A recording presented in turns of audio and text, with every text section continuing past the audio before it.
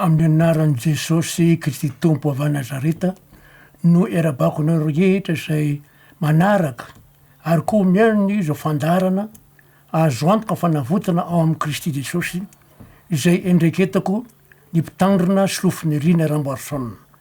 Ny fahasoavan'Andriamanitra ny eo amintsika rehetra de mba ho tanteraka amintsika ny fikasan'Andriamanitra araky ny voasotra amin'ny Jaona toko fahatelo andiny eny ambin'ny folo sy fito ambin'ny folo manao hoe fa toy izao no nitiavan'Andriamanitra zao tontolo zao nomeny eny zanany lahy tokana mba tsy ho very rehetra mino azy fa hanana fiaina mandrakizay fa Andriamanitra tsy naneraka ny zanaka ho amin'izao tontolo zao hanametraka zao tao mba amin'izay zao tontolo zao.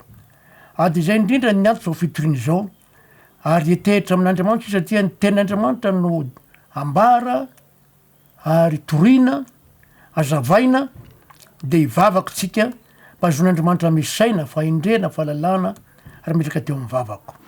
Misaotranao Andriamanitra ny famindramponao no fahasoavanao de tanteraka zao fotoana zao de matoky aho fa ny olona rehetra eran'izao tontolo zao zay manaraka izao fandahara izao de menao saina fahendrena fahalalana andray tsara ny teny ary ampitoerinao amin'ny fony ny teny mba tonga fiainana amin'ny alalan'i Jesosy Kristy tompo le fiainana. De misaotra koa na nomezanao asaina fahendrena fahalalana sametrahanao amin'ny teny amin'ny vavako ary hitondranao ny hafatra amin'ny rehetrarehetra ka de hoanao ny dera hoanao ny saotra hoanao ny voninahitra Andriamanitra ary amin'ny anaran'i Jesosy Kristy tompo avy Nazareta no nandrata zany vavako zany. Saotra Andriamanitra. Amen. Alleluia. Efa nazavany tamintsika teto ny hoe atao Batisa satria voalaza fa hoe toriny firazantsara amin'olombelona rehetra zay misy atao Batisa no vonjena fa zay tsy mety hoe no ilohana. Hoy koa Jesosy hoe mandany taovy mpianatra amin'ny fiainana rehetra manao batisa azy amin'ny anaran'ny Ray sy ny Zanaka ary ny fanamasina ary mampianara azy araky rehetra nandidiko anareo. De nefa manazava tsika angetriny hoe nahoana no atao Batisa amin'ny anaran'ny Ray sy ny Zanaka ary ny fanamasina. Efa nazavaina teo aloha zany ny hoe atao Batisa inona ny antony naovana Batisa azy amin'ny anaran'ny Ray. Zao ndray tsika de androso amin'ny hoe atao Batisa amin'ny anaran'ny Zanaka amin'ny mahazanak'olona an' Jesosy no anambarana zany. De efa ketsika ny Korintianina voalohany toko voalohany any andininy 7 sy ny 30.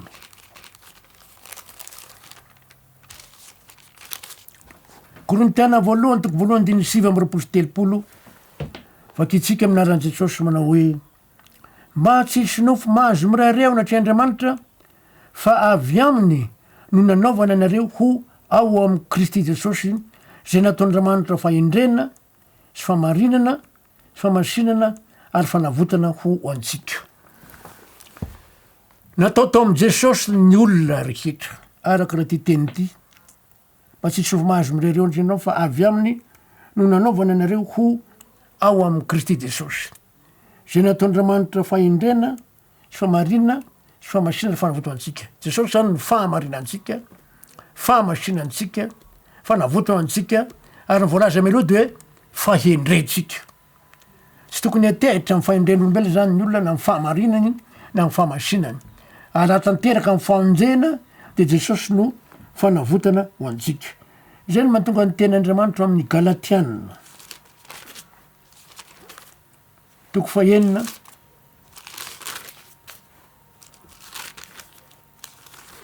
ary andininy 4.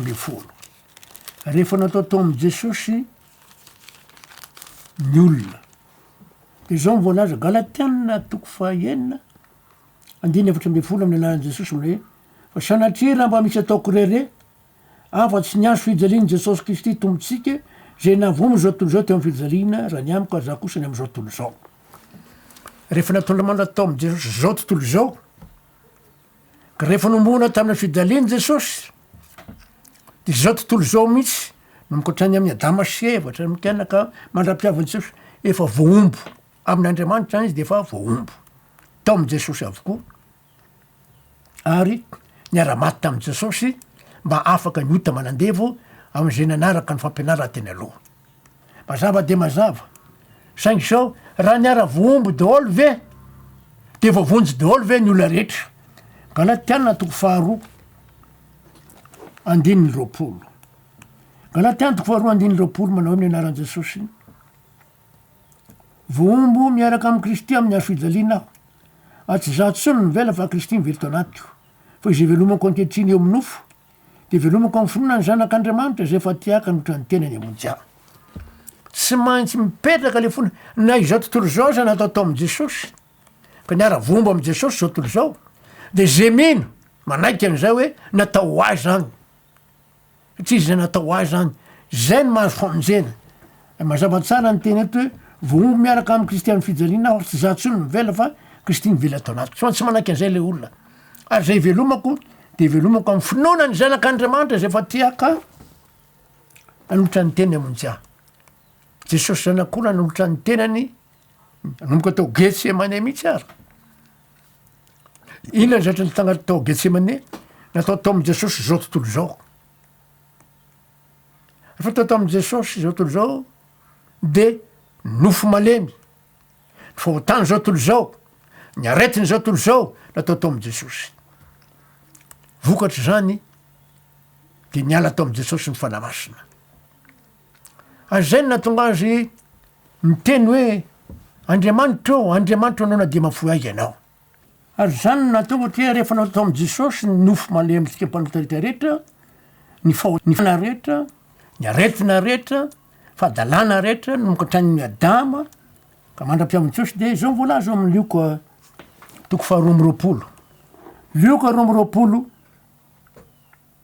any andininy telo amby efapolo amin'ny anaran'i Jesosy manao hoe nisy anjely avy tany an-danitra niseho teo aminy ka nampahery azy. Tao Getsemane io.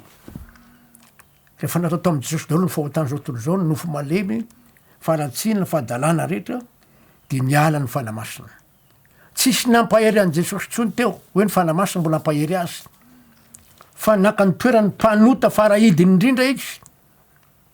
Anisan'izany ny fahotan'ny helikao rehetra, ntsika rehetra tsiray avy, de anjely ny nampahery azy teo, fa tsy ny fanamasina intsony. Satria voatery niala amin'ny fanamasina satria zavatra zay marikiriko an'Andriamanitra rehetra ny tao amin'i Jesosy. Nofo malemy, fahotany zao tontolo zao, sy ny faharatsiana rehetra, fahalemena rehetra, ary ny koa ny aretina rehetra tao amin'i Jesosy daholo. Ary raha nandingitsika dia teo ny anelan'ny jiolana koa Jesosy nomboana. Toy ny manambara hoe izy zany lehibe ny jiolana hitsy. Raha toerantsika ihany ny ten'Andriamanitra manahoana maro io Jesosy io. Korintianina voalohany, toko voalohany, andininy telo amby roapolo sy efatra amby roapolo. Amin'ny anaran'i Jesosy manao hoe Korintianina voalohany, toko voalohany andininy telo amby roapolo sy efatra amby roapolo. Amin'ny anaran'i Jesosy manao hoe fa zahay kosa mitory an'i Kristy voaomby tamin'ny hazo fijaliana de fa tafitohinana amin'ny jiosy ary fahadalàna amin'ny jentilisa. Fa am'izay voanjo kosa dia Kristy, jereo tsara eto fa am'izay voanjo kosa na jiosy na jentilisa de Kristy zay herin'Andriamanitra sy fahendren'Andriamanitra. Mahavarina Jesosy le zanak'olona no hoe herin'Andriamanitra, fahendren'Andriamanitra.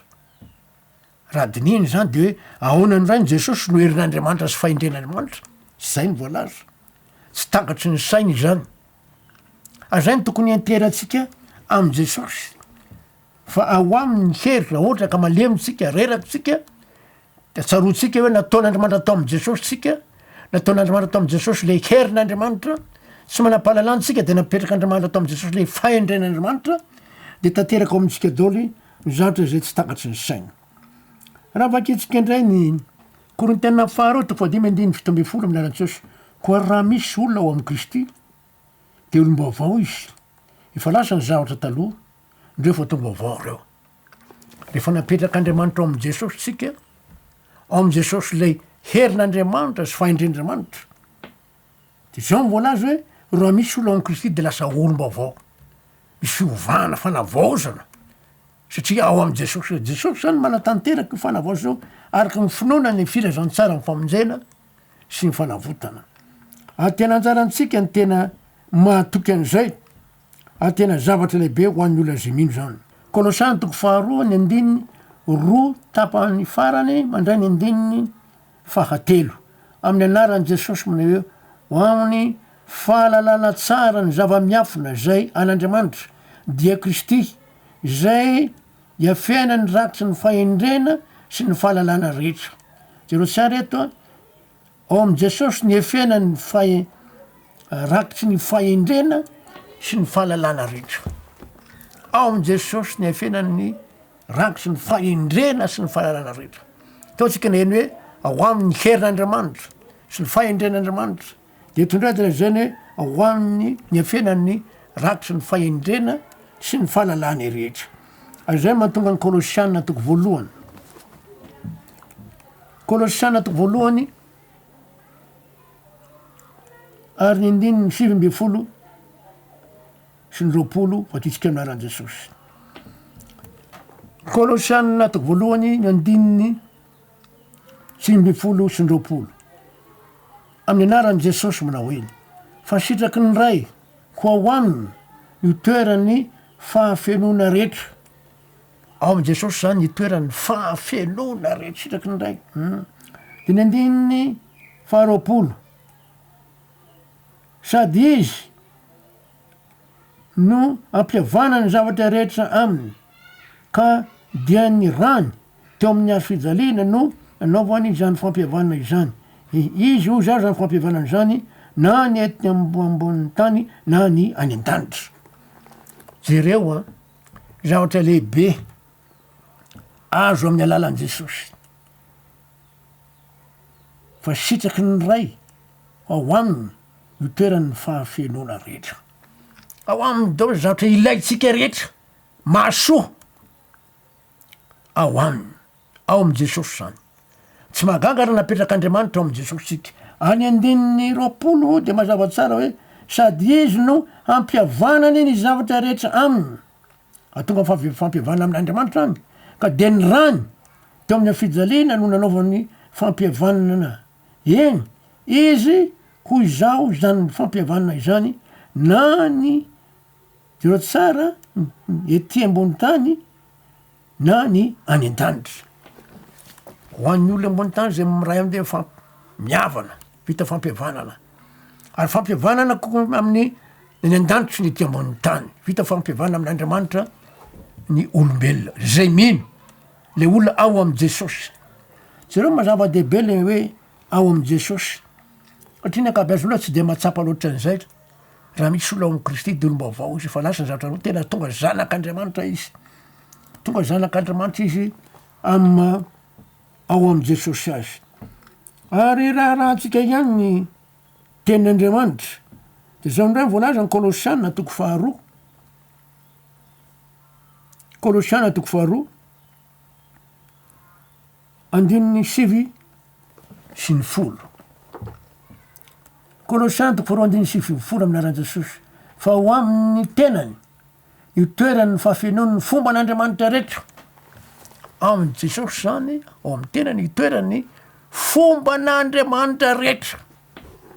Tsy mahagaga raha teo Andriamanitra izy zany. Raha Andriamanitra ny ray Andriamanitra zany Jesosy. De ho ny tonikeo manaraka ny andininy 10. Ary ianareo de tanteraka ao aminy sady izy no lohany fanapahana sy ny fahefana rehetra. Zero tsara. Ary ianareo de tanteraka ao aminy sady izy no lohany fanapahana sy ny fahefana rehetra. Izy ny lohany. Zavatra mahavarina tsy takatry ny saina zany. Tokony ray zao ny voalaza nefa de Jesosy foana ny voalaza. Ary eto sika de mazava tsara fa ao am'ny tenan Jesosy ny toerany fahafenona rehetra. Zay ilaitsika rehetra de ao aminy avokoa. Ary toizantsika ihany ny ten'Andriamanitra ao amin'ny Jaona toko 7. Hain'ny kristianina loatra io teny io. Andininy 9. Jaona 7, andininy 9 mianaran'i Jesosy manao hoe ho Jesosy tanina zao ny lalana sy famarinana ary fiainana tsy misy olona mankany amin'ny ray afa-tsy amin'ny alalako. Mahavarina zao lalana somarinana ary fiainana. Tsy misy mahazo mankany amin'ny raha fa tsy amin'ny lalako. Jesosy ny fahendren'Andriamanitra sy fahalalana herin'Andriamanitra. Ao am' Jesosy ny toeran'ny fahafenony fomba n'Andriamanitra rehetra. Raha te ho any an-danitsika tiana fiaina mandray any de tsy maintsy metehitra amin'Jesosy. Zay nahatonga Andriamanitra nanome an' Jesosy ho famonjena zao tontolo zao. Asa apôstôly toko fa efatra andiny roa amby folo. Asa apôstôly toko fa efatra andiny roa amby folo amin'ny anaran'i Jesosy manao hoe tsy misy famonjena amin'ny hafa, tsy misy anarana hafa ambany lanitra nomena ny olona zay azoantsika famonjena. Tsy misy famonjena amin'ny hafa tsy lalan'i Jesosy. Nanaran'izy tsy hisy azona famonjena afa-tsy naran'i Jesosy ihany. Ary mazava tsara ny teto fa tsy misy anarana hafa ambany lanitra nomena ny olona zay azoantsika famonjena. Tsy misy. Ary ny tapany voalohany de hoe ary tsy misy famonjena amin'ny hafa. Tsy misy famonjena amintsy amin'ny hafa. Raha hitady famonjena any amin'ny Maria ren'i Jesosy tsika tsy ahita famonjena ho aminy. Any amin'ny Petera tsy ahita famonjena ao amin'ny Petera, na any amin'ny Jakoba, na ny apôstôly Paoly, fa Jesosy Kristy irery ihany. Tsy misy famonjena amin'ny hafa. Tsy misy anarana hafa azona famonjena afa-tsy anarany Jesosy Kristy tompo avy a Nazareta. Raha mamaky baibolinareo dia Jesosy ny tena ambara be de beato. Maro voalaza ao ry Maria reniny, amazanako laza Petera, Jakoba, apôstôly Jaona, apôstôly Paoly, fa tsy nitondra famonjena zany. Fa Jesosy ihany sy ny finoana famonjena zay avy ao aminy. Zay ny mahatonga ny hoe atao Batisa amin'ny anaran'ny ray, voazavatsika iny, sy ny zanaka, tsy maintsy azavaina sa zany, zay zany amin'ny alalan'ny zanaka. Tena zava-dehibe tokoa iny ary kitatsika teo iny, tsy famonjena amin'ny hafa. Raha toy izantsika ndrany jana voalohany toko voalohany. De misy fanambarany toy zao. Jana voalohany toko voalohany andiny voalohany ka hatramin'ny fahatelo.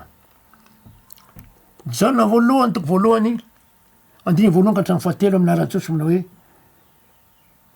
zay hatramin'ny voalohany de zay kefa renay, zay kefa hitany masonay, zay efa nojerenay, sady efa notsapain'ny tananay dia ny amin'ny teny fiainana, fa efa hitanay ny fiainana ary efa nahita azy izahay de tonga vavolombelona ka manambara aminareo ny fiainana mandrakizay zay tao amin'ny ray ka efa naseho taminay, zay efa hitanay sy renay no ambaranay aminareo mba hananonareo firaisana aminay koa. Zay ary ny firaisanay dia amin'ny ray sy amin'ny Jesosy Kristy zanany. Etsika de ny apôstôly Jaona mihitsy ny laza efa hitanay, renay, tsapain'ny tananay no ambaranay aminareo.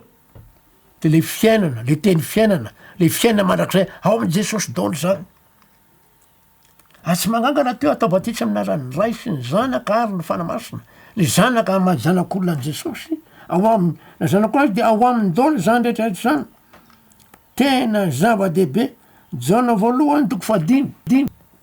Jana voalohany toko fahadimy andiny sivy ka hatramin'ny roa amby folo. Zao voalaza amin'ny anaran'i Jesosy tompo. Jana voalohany toko fahadimy andiny sivy ka hatramin'ny roa amby folo amin'ny anaran'i Jesosy manao hoe raha mandray ny fanambaran'ny olona isika, lehibe lavitra ny fanambaran'Andriamanitra, fa ny fanambaran'Andriamanitra dia nanambaran'ny zanany. Mahaganga fa Andriamanitra aza manambarany zanany, manambarany Jesosy. Maika fa tsy tsika andreo hoe hitory an' Jesosy, hanambarany Jesosy. De toizany teny zay mino ny zanak'Andriamanitra no manana fanambarana ao anatiny. Zay tsy mino an'Andriamanitra de efa nampandainga azy sady tsy mino ny fanambaran'Andriamanitra ny zanany izy.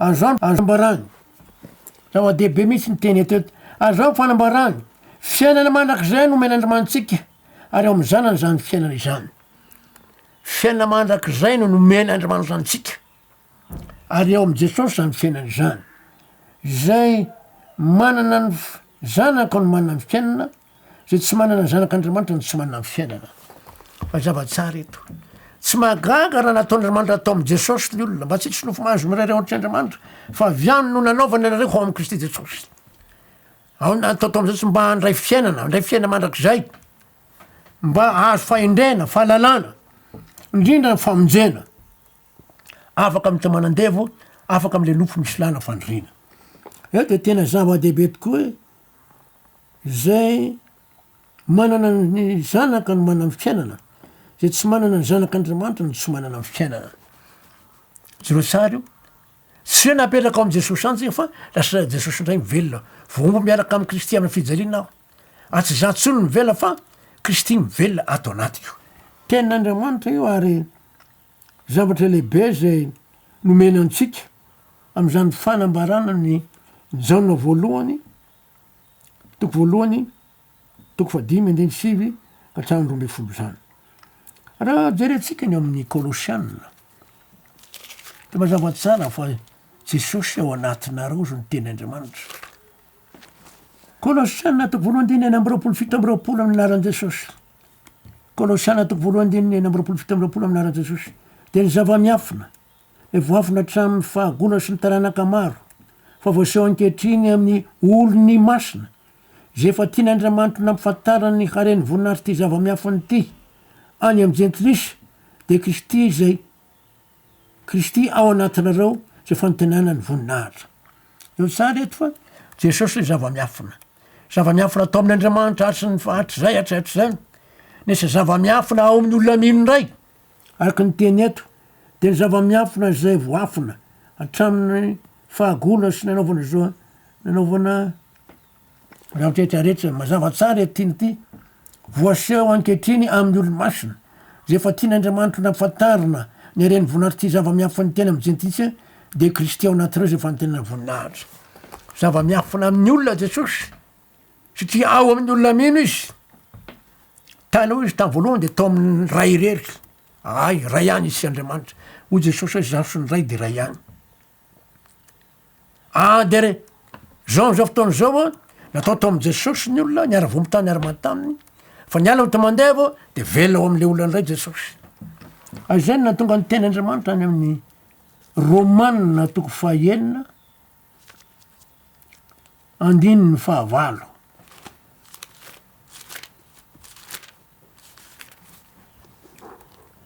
romanina toko 9 andininy 9 amin'ny anaran'i Jesosy mana hoe ary raha niara-maty tamy Kristy sika de mino fa hiara-belona aminy ko zay rehetra mino fa niara-maty tamy Jesosy agny no hiara-belona aminy ko tena zava-dehibe mihitsy io teny fanambarana io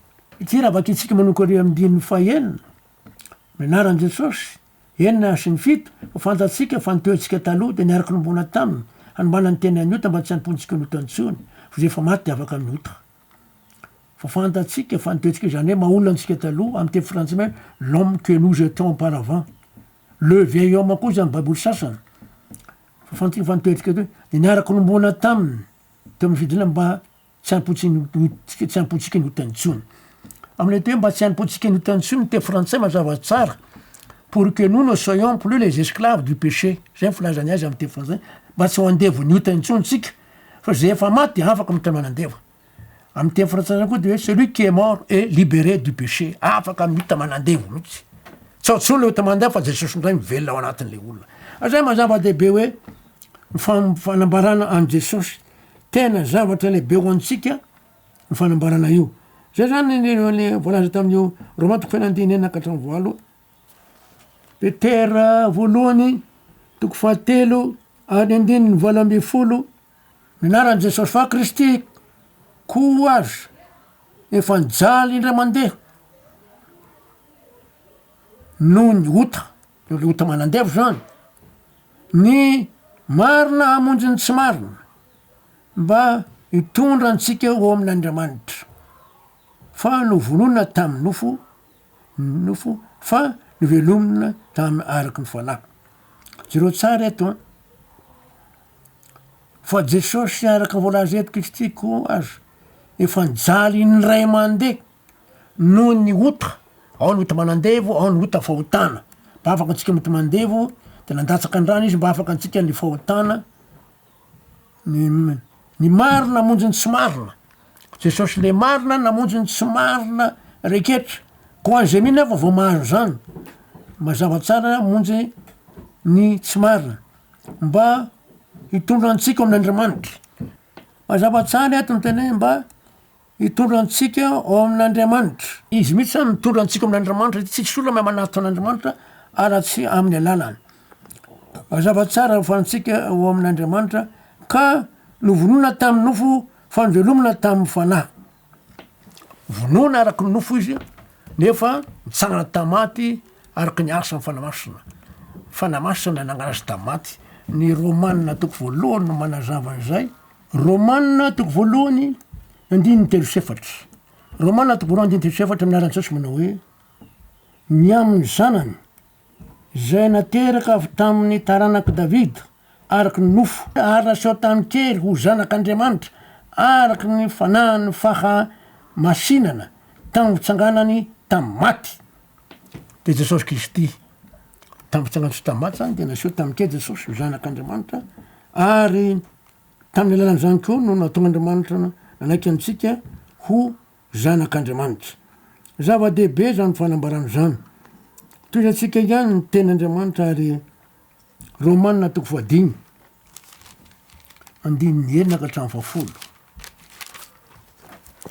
Romanina toko faha-dimy andininy enina ka hatramin'ny fahafolo anaran-Jesosy manao hoe Romanina toko faha-dimy andininy enina ka hatramin'ny fahafolo vakitsika amin'ny anaran'i Jesosy Romanina toko faha-dimy andininy enina ka hatramin'ny fahafolo anaran'i Jesosy fa fonombola tsy nankery isika de maty Kristy tamin'ny fotoan'andro hamonjy ny ratsy fanahy fa saika tsy misy olona manaiky ho faty hamonjy ny marina fa angamba nisy ihany ny sasany say maty aza hamonjy ny manao soa fa Andriamanitra mampiseho ny fitiavany antsika fa fonombola mpanota isika de maty hamonjy antsika Kristy ko mainky aza ny amonjeny antsika ho afaka mifatezera ankehitriny rehefa no amarina tamin'ny rano isika fa raha fonombola fahavalo azy isika de nampihavana tamin'Andriamanitra tamin'ny